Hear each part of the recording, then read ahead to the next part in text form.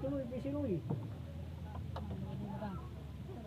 Pugong-pugong, pugong-pugong, yun naman ang magpadot. Tumoy, tumoy. Sus. Sugot, be, sige be. Sugot, magingon ra. Magingon ra. Pareho kamay na lamay kuha kayo puntuhan. Ano sa? Di. Sige pa, sige, tukot. Hi guys! And kakarating lang namin dito sa Albor Dinagat Islands. So ayan. First time ko umapak dito guys. First time ko makarating dito sa Albor. So ayan. So we are exploring. Mura mag-fiesta rin eh. Kaya magniluto. Ha? Pasang fiesta nga ni? Ah, San Antonio, manday po no? Sa San Antonio pala yung patron saint nila dito guys. Kaya pala nangangamoy ng putahe. Ah, mandirect cellphone.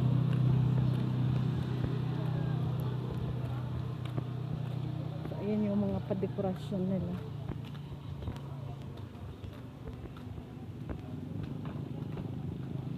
Ang galing.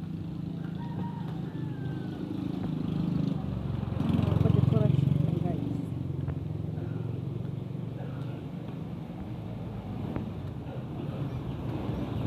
Ayan guys, nandito kami sa district ng Libor Dinagat Islands. Parang pangatlong take ko na to kasi nga sa bawat parang sa mga bahay-bahay pa may mga tugtog eh. Ayaw naman natin kasi makapiright. So kaya take lang tayo. So ayan, parang dual purpose na yung pagpunta namin dito guys. Kasi may mga kontrata. At the same time, pupunta kami ng mga resort. Magtatanong kami kung magkano yung rate nila sa mga cottages, sa entrance, at sa mga bagay-bagay. So para naman alam ng mga crew namin at kami din mismo kung magkano talaga yung rate nila. Ganda yung view. Ang ganda ng view.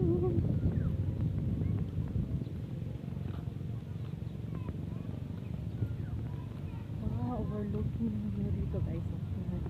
At isa din sa nakaka-amaze dito guys is yung decoration, yung pa-decor nila para sa fiesta. So actually yung fiesta nila is kasabay ng San Antonio doon din sa Anahawan. So ayan, 12-13 ata yung nga, 12-13 yung fiesta nila dito.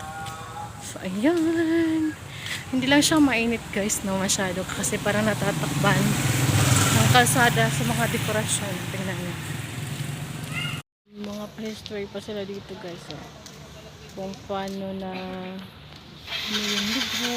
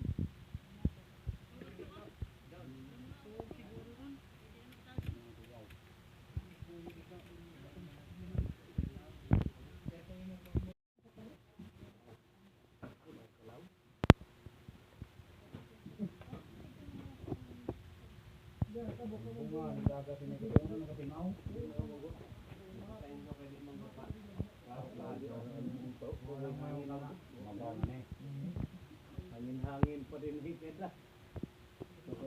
Tago bugat nawa. Aran kapag mo.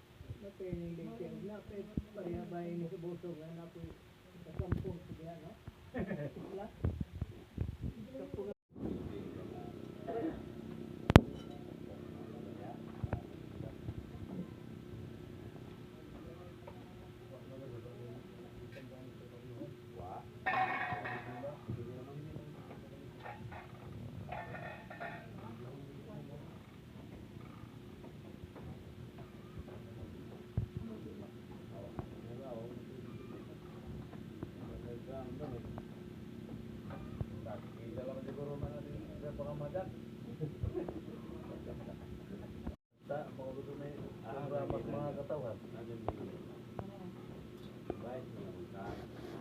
eh, sila. Tablag na ko sa laban.